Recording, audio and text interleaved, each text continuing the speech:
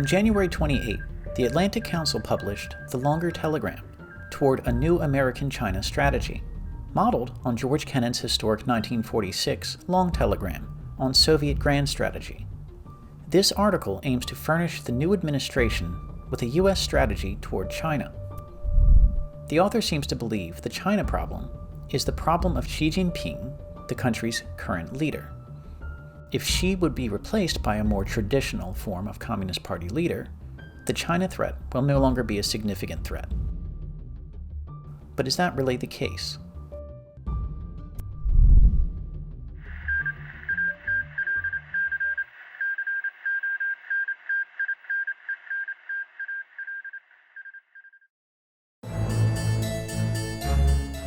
At a press conference of the recent fourth session of the 13th National People's Congress, the Beijing spokesperson said China's U.S. policy has always maintained a high degree of stability and continuity. Indeed, Xi Jinping and his predecessors, including Mao Zedong, Deng Xiaoping, and Jiang Zemin, have talked about a central theme in the Communist doctrine, the demise of capitalism and the triumph of socialism. Here, the capitalism is unambiguously the American-led Western world. The reason is, the existence and thriving of American values is a threat to the legitimacy of communist regimes. Driven by the deepened sense of insecurity after the collapse of the former Soviet Union, every CCP, or Chinese Communist Party, leader has strongly advocated Marxism and Leninism and launched campaigns to demonize and delegitimize Western democratic ideas. Hundreds of millions of Chinese people have been under a never-ending barrage of anti-American propaganda ever since day one of the People's Republic of China.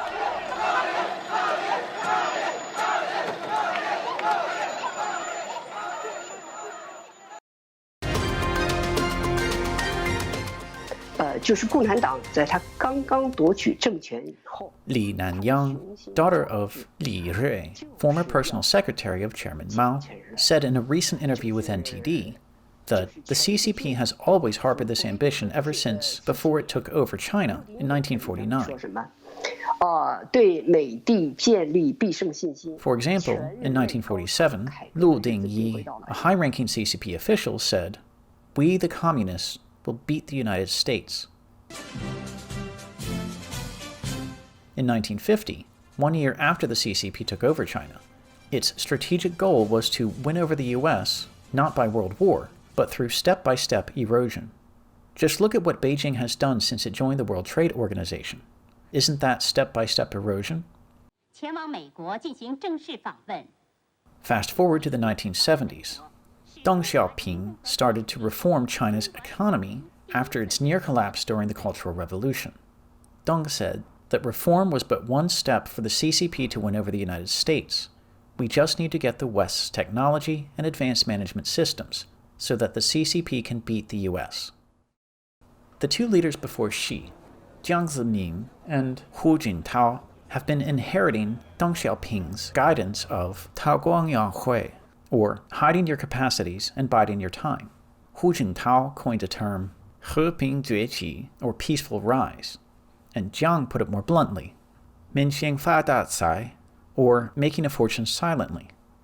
Jiang and Hu, viewed as pragmatic or traditional in the West, chose to keep their heads down so that China could surreptitiously amass economic, military, technological, and geopolitical power without much attention or intervention.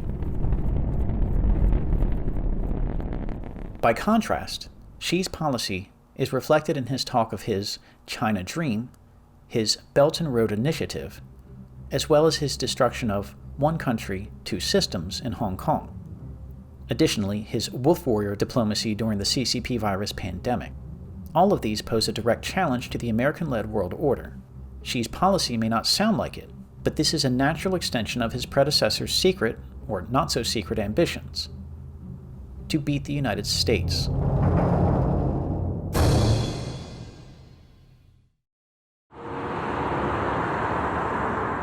Many practices and operations that exploit the American society to the benefit of Chinese aggression were already in place long before Xi's time, which spans from 2013 to today.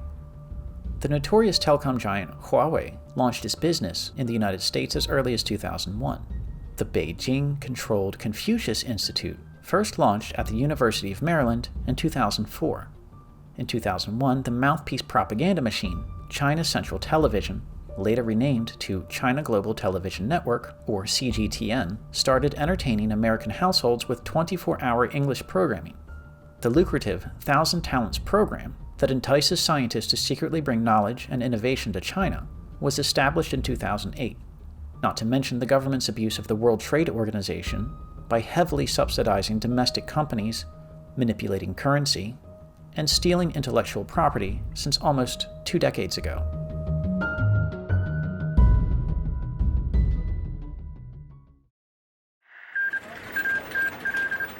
The Western media has depicted Xi Jinping as more assertive and more sinister than any of his predecessors. Xi cannot flex his muscle without the wealthy and powerful country bequeathed by Mao, Deng, Jiang, and Hu. Achieving the demise of capitalism and the triumph of socialism is never personal for any CCP leader, but a necessary and collective goal of the party.